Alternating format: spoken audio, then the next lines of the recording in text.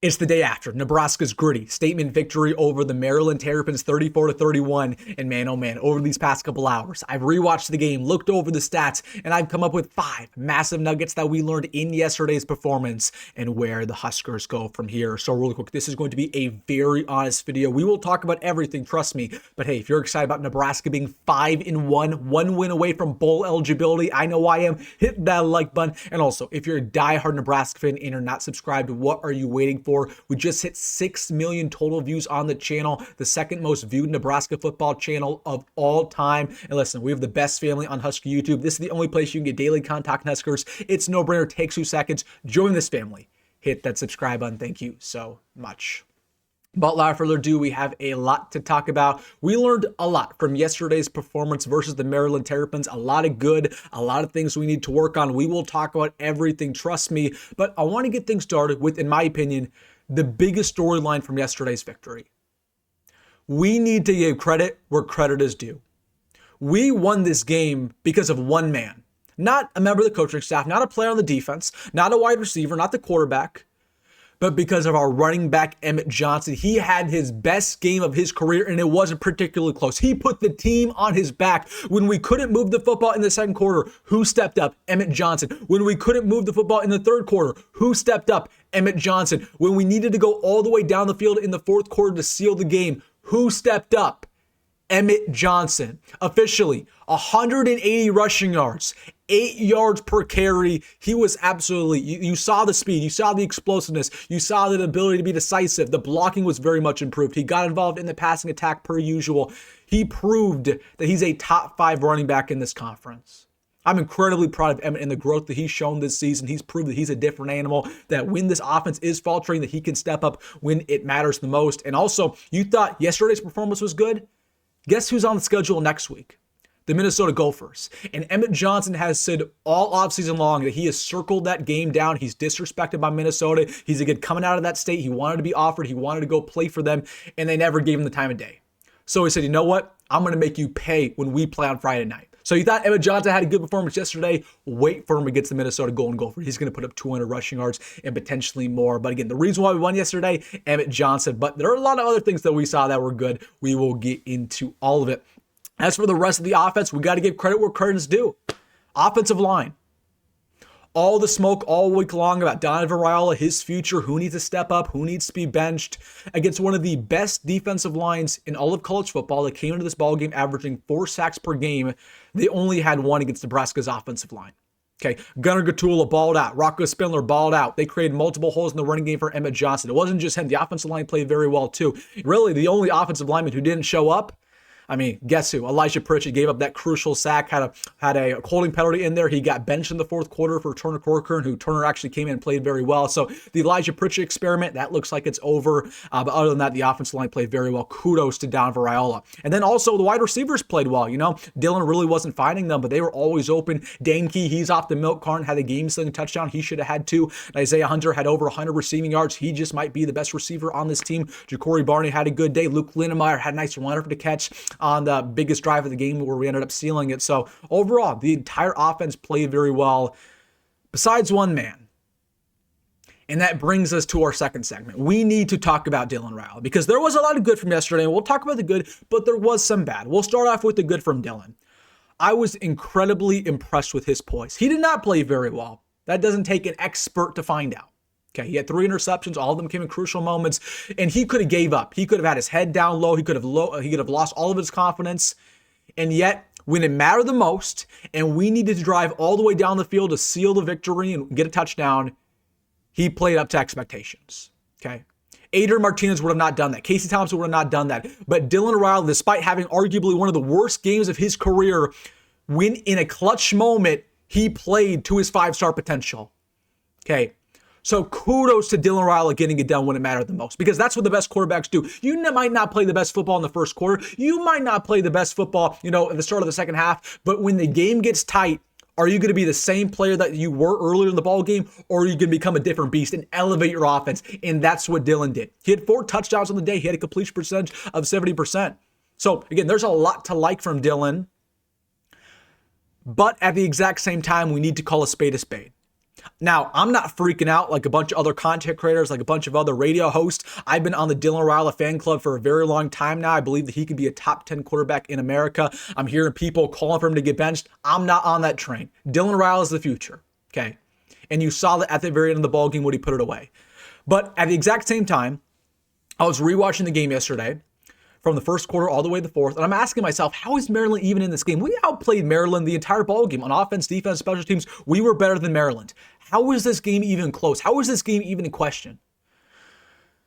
The hard truth is the only reason Maryland was even competitive was because of Dylan Raiola and because of his interceptions. How do you lose games in the Big Ten, particularly on the road? You have 3 turnovers, and Maryland had 0. Okay, and all 3 of those interceptions weren't inexcusable, right? The first interception gave them the lead to go up 14-10. The second interception gave them all the momentum going into halftime. The third interception was a pick 6 that gave them the lead and almost pretty much led to our defeat. That almost sealed it. We're lucky that our defense had a couple of nice stops and the offense responded. So again, credit because Dylan played well when it mattered the most, and that's really all that counts when it's all said and done. But man, against Maryland, we shouldn't have to have this conversation, right? Against their pass defense, which wasn't very good. The fact that, in the third quarter, people were calling for him to get benched, and that's the majority of the fan base. The majority of the fan base was calling for TJ Lateef. We shouldn't even be having that conversation. Okay, so I'm not freaking out. I'm not calling for Dylan to get benched. He had a bad game. It happens. But at some point, we got to get past this stage.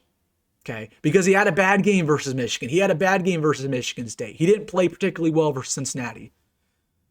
We're still waiting on that statement game. When is it going to happen? I don't know. It's clear to me that Dylan's a decent quarterback, but I'm just waiting on him to break out. And the longer this goes on, the longer we have, games like this where you throw multiple interceptions, I'm worrying if it's ever going to happen. So again, that's just me being real. Okay, he had 3 interceptions. We need to talk about it, but once again, credit where credit is due. He played well when it mattered the most. So shout out to Dylan. And then I want to have a quick conversation about Dana before we get to our third segment. I was a little bit confused with Dana's gameplay, particularly his play calling. Now, I, once again, have defended Dana throughout this season. People have been calling for him. They're saying that he's been a disappointment, that he's not the offensive guru that we thought he was. And listen, again, I understand that perspective, but I understood it a little bit more after Maryland. Because, I'll give you an example. Emmett Johnson was the hot hand yesterday, right? Again, 180 rushing yards. He was the only guy who really looked like he wanted to win for Nebraska for the majority of the ball game. And yet, when Emmett was, breaking off 40 or 50-yard runs and we were inside the red zone, we'd go away from the rushing attack. There's a great example where we were down 7 points. We get it to the 10-yard line. It's first down and goal.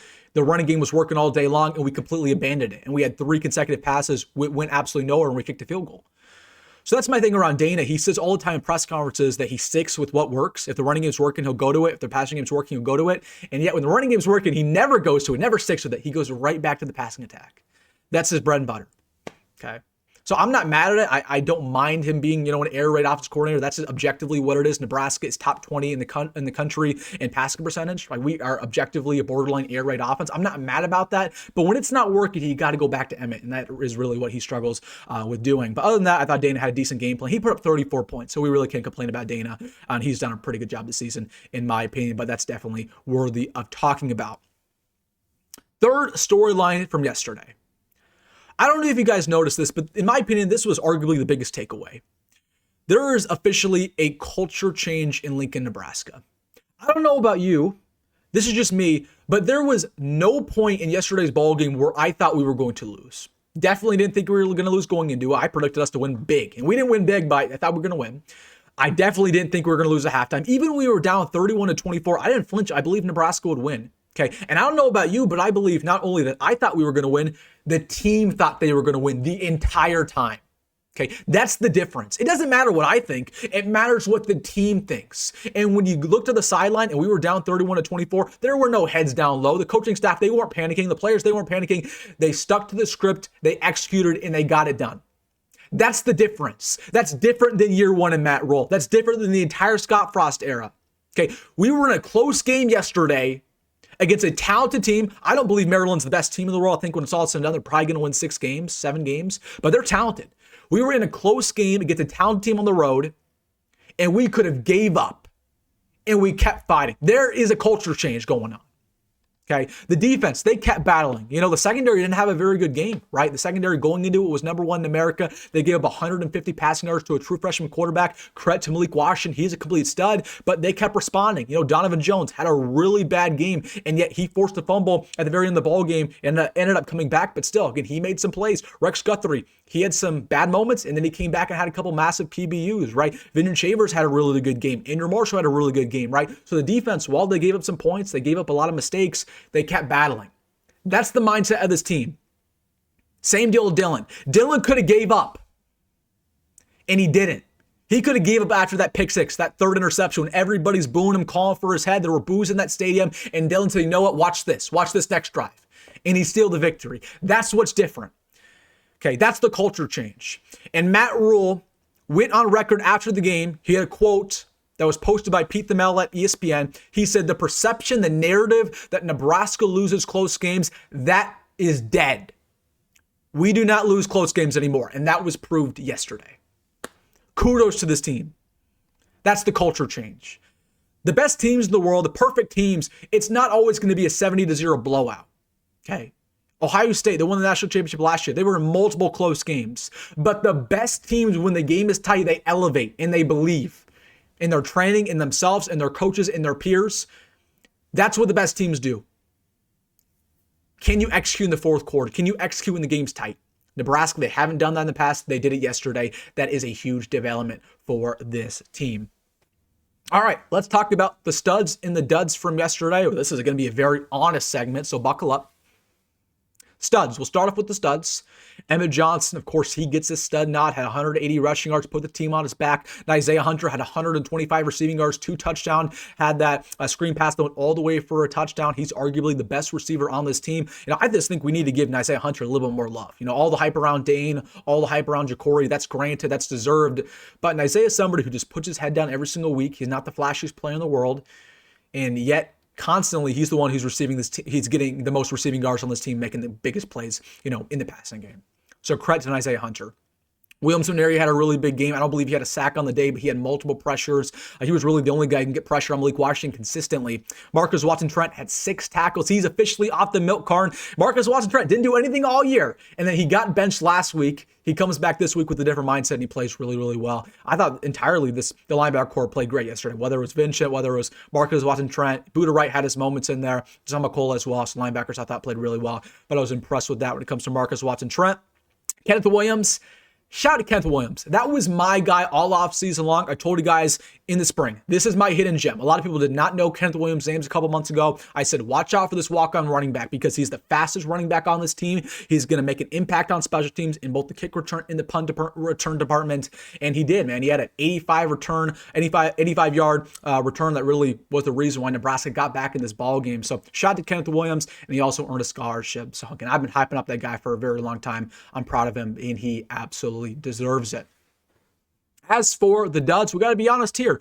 Dylan Raiola, I'm objectively going to give him a dud just because, once again, the only reason Maryland was really in this ball game was because of Dylan's 3 interceptions. Other than that, Dylan played very well. Mekhi Nelson gets a dud because he was suspended. He had 0 carries. He played a little bit on special teams, but he had a little bit of a miscue that happened earlier in the week. Again, shouldn't be something that happens going into Minnesota. He should be active, but this is the second time he's got suspended this year. You got to clean that up, man. Got to clean it up off the field because if you're not a productive person off the field, you're not going to be a productive player on the field.